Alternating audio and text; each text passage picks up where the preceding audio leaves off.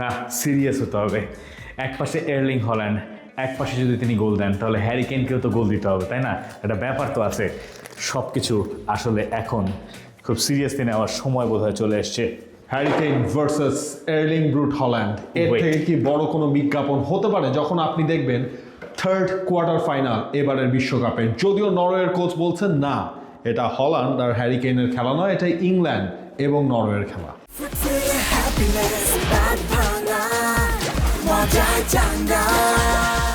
কিন্তু কে কাকে আটকাবে? যদি আমি ধরে নিই যে হ্যারি কেইন একটা গোল দিয়ে দিয়েছেন, এর্লিং হল্যান্ডের পক্ষে আসলেই কি পরের গোলটা শোধ দেওয়া সম্ভব? ব্রাজিলকে তারা বিদায় করেছে এর আগে আইভরি কোস্টকে। Why not England?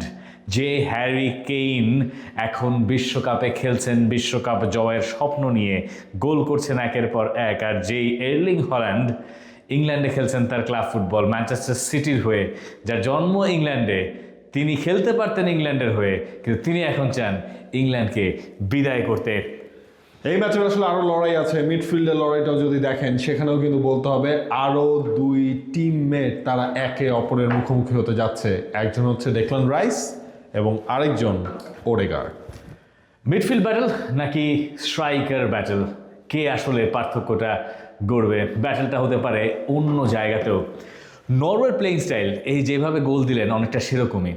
নরওয়ের এই গোলকিপার এখান থেকে যে খেলাটা শুরু করেন নিল্যান্ড, আপনি সেই নিল্যান্ডকে দেখবেন, তিনি এই বল নিয়ে নিল্যান্ড এই পাশ থেকে বল কখনো শর্ট পাসে যাবেন, কখনো তিনি লং পাসে যাবেন। এখন লং পাসে গেলে ও পাশে আছেন শর্লট, আর যদি শর্ট পাসে যান তাহলে সামনে থাকা সেন্টার ব্যাকরা হয়তো সেই জায়গা থেকে খেলাটা বিল্ড আপ করতে পারেন। ইংল্যান্ডের চেষ্টা থাকার কথা ওইটাকে ইন্টারাপ্ট করা, নরওয়েকে বিল্ড আপ করতে না দেওয়া। কিন্তু এই নরওয়ে আবার যখন আক্রমণে ওঠে তখন তাদের ডিফেন্স লাইনে একটু ফাঁকা জায়গা থাকে, এবং সেই ফাঁকা জায়গাটা এক্সপ্লয়েট করার জন্য who's better than Harry Kane? এবং একই সাথে তার ঠিক পেছনে বা হ্যারি কেইনের সাপোর্টে তো আপনি ধরেন হচ্ছে এই যে মিডফিল্ডে জুড বেলিংহামের মতো একজন রয়েছেন, যিনি এবারের বিশ্বকাপেও 4টা গোল দিয়ে দিয়েছেন। ইংল্যান্ড এতদিন ধরে তারা আসলে এই নরওয়ের এগেনস্টে ম্যাচটার আগে তারা ভুগছিল ইনজুরির প্রবলেমে। রিস জেমস, তার খেলা অনিশ্চিত ছিল।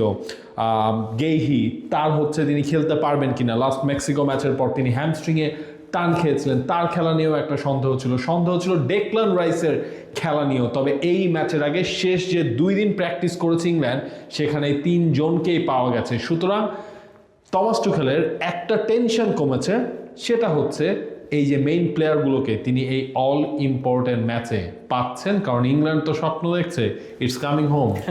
প্রতিবারই তারা সেই স্বপ্ন দেখে। আমাদের শরীফুল হক অবশ্য ইংল্যান্ডকে একদমই পছন্দ করেন না। এই আমার গোল দেওয়ার কথা, ওয়েট, আপনি খেলাটা শুরু হচ্ছে কেবল, আপনি ওদিকে কথা বলছেন, কথা বলেন, আপনি পিছিয়ে আছেন। নো, আমরা ইংল্যান্ডের ট্রেনিংয়ে গিয়েছিলাম। ইংল্যান্ডের ট্রেনিংয়ে গিয়ে দেখেছি ইংল্যান্ড যখন ট্রেন করছে, খেলা তো বন্ধ রে ভাই, কথা বলছি, ইংল্যান্ড যখন ট্রেনিং করছে তখন একটা পাশে তাদের সাউন্ড বক্সে গান বাজছে। মানে বুঝতে পারছেন কি পরিমাণ আমুদে অবস্থায় ইংল্যান্ড আছে। মেক্সিকোর সঙ্গে আজতেকায় জেতার পরে ইংল্যান্ডের কাছে মনে হচ্ছে তাদের পক্ষে এখন সব কিছু সম্ভব। মানে ওই মহানাটকীয় ম্যাচ যখন একবার আপনি জিতে ফেলেছেন, তারপর আপনার কাছে সব কিছু সম্ভব মনে হওয়ার কথা। কিন্তু নরওয়ে যদি বলে ভাই আমি ব্রাজিলকে বাদ করেছি, মানে 5 বারের বিশ্ব চ্যাম্পিয়নকে বাদ করেছি, মানে এর্লিং হল্যান্ড বলতে পারেন যে it feels like a dream, কিন্তু আসলে তো তা না। নরওয়ে তো বেটার ফুটবলটা খেলেই বাদ করেছে ব্রাজিলকে, না? আর ব্রাজিলের এগেনস্টে নরওয়ের পজিশন আসলে বেশি ছিল, বল পজিশন বেশি ছিল। তারা ওই জায়গায় একচেটিয়া খেলেছে। একচেটিয়া এবারের ওয়ার্ল্ড কাপে খেলছেন এর্লিং ব্রুট হল্যান্ড, এবং তার সাথে আসলে তিনি সাপোর্টটাও কার কাছ থেকে পাচ্ছেন? নুসার কাছ থেকে তিনি সাপোর্ট পাচ্ছেন, সরলতের কাছ থেকে তিনি সাপোর্ট পাচ্ছেন। ওই যে নিল্যান্ডের কথা বললেন না, নিল্যান্ড লাস্ট ম্যাচে ব্রাজিলের এগেনস্টে যতগুলো বল তিনি হচ্ছে সরলতকে দিয়েছেন লং বল, তার সবগুলোই ছিল পারফেক্ট।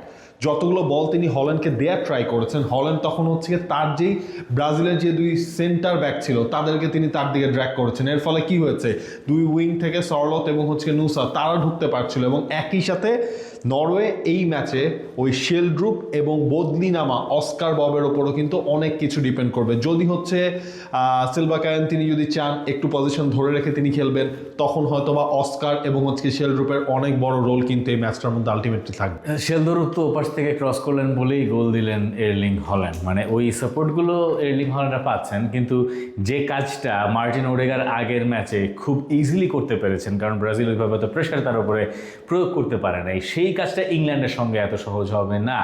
জুড বেলিংহামের এখন যে পারফরমেন্স দেখা যাচ্ছে এবং তিনি যে ফর্মে আছেন, তাতে তিনি এটা প্রপার বক্স টু বক্স মিডফিল্ডারের রোলটা প্লে করছেন, এবং সেটাই মার্টিন ওডেগারের সমস্যা হবে বলে আমার কাছে মনে হয়। আমার মনে হয় নরওয়ে এনাফ দূর এসছে, বহু দূর গেছে, কোয়ার্টার ফাইনাল, স্বপ্নের quarter final, but England are their bigger brother, মানে বিগ ব্রাদার বলতে যা বোঝায় আর কি। ফ্রান্স যেভাবে মরক্কোকে হারিয়েছে, আই উড সে যে আপনি ওই একইভাবে ইংল্যান্ড হয়তো নরওয়েকে হারাবে। কিন্তু কিন্তু আমাদের কথা বলা দরকার মিস্টার এর্লিং হল্যান্ডকে নিয়ে। How do you defend Erling Haaland? মানে তারা আপনি কী করবেন? বল তো পায়ে উনি খুব একটা রাখেন না, তো উনার সাথে একটা ম্যান রেখে দিব না কি করব? একটা ম্যান আলটিমেটলি যদি রেখে দেন, যেভাবে রিয়াল মাদ্রিদ ম্যানচেস্টার সিটিকে আটকায়, যখন রুডিগারের ওপর ভরসাটা তেমনই রাখেন রিয়াল মাদ্রিদের কোচ, ঠিক সেই কাজটা আপনাকে করতে হবে যদি আপনি আটকাতে চান। বাট দিন শেষে এটাও দেখেন, ইংল্যান্ডের এই ডিফেন্স লাইন আপটাও হচ্ছে গিয়ে ওয়েল টেস্টেড না। তারা ক্রোয়েশিয়ার এগেনস্টে গোল খেলো, তারা হচ্ছে মেক্সিকোর এগেনস্টে গোল খেলো, সব মিলিয়ে এই রাইট ব্যাক পজিশনে আমরা ধরেই নিচ্ছে হচ্ছে আমরা কনসাকে দেখব। তখন হচ্ছে কি আপনার সেন্টার ব্যাকে গেহির সাথে জন স্টোনস স্টার্ট করবেন, নাকি ড্যান বার্ন কিন্তু আবার এই জায়গাটা এক্সপেরিয়েন্সটা তার রয়েছে। ড্যান বার্নের এই প্রিমিয়ার লিগের সব এই ডিফেন্ডারদের এই এক্সপিরিয়েন্সটা আছে। ড্যান বার্নের সুবিধা হচ্ছে যে হাইটটা, মানে যে এই মাত্রার হাইট আর কি, হ্যাঁ, সো ওই অ্যাডভান্টেজটা থাকার কথা। কিন্তু আবার ড্যান বার্ন আর হল্যান্ডের মধ্যে আসলে হাইটের থাকার কথা না। আপনি কি বুঝতে চাইলেন আমি বুঝলাম না। যাই হোক, এইখানে আমার কাছে মনে হয় না এইরকম ম্যাচ খেলার মতো অবস্থায় তিনি আছেন। দেখা যাক শেষ পর্যন্ত ইংল্যান্ড কি চুজ করে, কিন্তু এর্লিং হল্যান্ডকে কোনোভাবেই বক্সের ভেতরে একা রাখতে চাইবে না ইংল্যান্ড। একা রাখলেই তাকে বিপদ।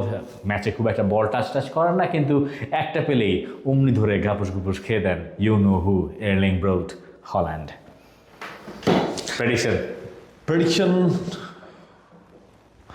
ইংল্যান্ড জিতবে, আর নরওয়ের জন্য আসলে মানে খারাপ লাগবে খুব স্বাভাবিকভাবেই, কারণ নরওয়ে যেই রানটা মেনটেন করেছে এটা এখানেই থেমে যাচ্ছে কোয়ার্টার ফাইনালে, প্রেডিকশনে তাই বলে। কিন্তু আবার এর্লিং হল্যান্ড যেহেতু আছেন, তিনি যেই গোল ফর্মে আলটিমেটলি রয়েছেন, এবারে বিশ্বকাপে তার হচ্ছে ম্যাচ খেললেন তিনি কয়টা, মানে হিসাব করে ম্যাচ খেলেছেন 4টা, 4 ম্যাচে তার 7টা গোল আছে। তিনিও কিন্তু এই গোল্ডেন বুটের রেসটা আলটিমেটলি চেস করছেন। এর্লিং ব্রুট হল্যান্ডের পক্ষে আসলে একাই যে কোনো দিন যে কোনো কিছু করে দেয়া বেশ ভালোভাবেই সম্ভব। আর আমরা ইংল্যান্ডের মিডফিল্ড নিয়ে কথা বললাম, একই সাথে এই নরওয়ের মিডফিল্ডটাও কিন্তু সাইলেন্ট কিলার। হ্যাঁ, এই বার্গার বার্জি এই দুজন মিলে ওই জায়গায় ওই টেম্পোটা খুব ভালোভাবে আসলে কন্ট্রোল করেন। সো টমাস টুখেলকে আবার না কি বিপদে ফেলে দেয়, সেটারও আসলে খুব ভালোভাবেই সম্ভাবনা রয়েছে। জানতে চাইছিলাম প্রেডিকশন। যাই হোক, আমার প্রেডিকশন 2-1। আপনি আপনার প্রেডিকশন জানাতে আজকে আমার গোল শোধ করতে হবে। Let's concentrate here. লাভ হবে না কোনো,